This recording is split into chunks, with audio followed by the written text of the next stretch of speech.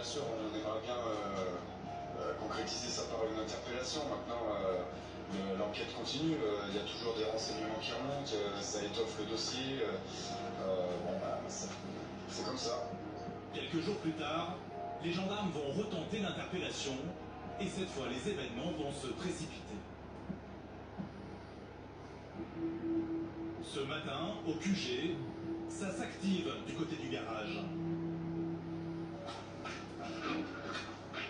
Joe, cet adjudant-chef, est responsable de toutes les voitures de l'unité.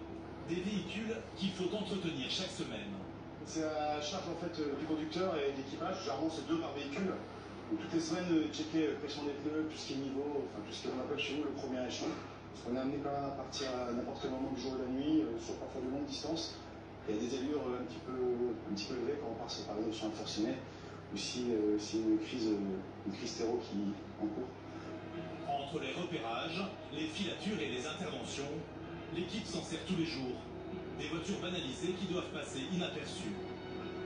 On essaie d'avoir des véhicules propres, corrects, mais un véhicule trop propre, parfois c'est un véhicule trop suspect. Donc voilà quoi. On nettoie, mais pas non plus, il ne faut pas non plus qu'il fasse en sorte qu'il sorte de concessions quoi.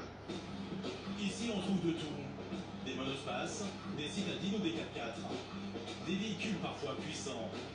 Certains ont été confisqués à des chauffards récidivistes ou saisis dans des affaires de grand banditisme avant d'être attribués à des unités comme le GIGN ou ses antennes.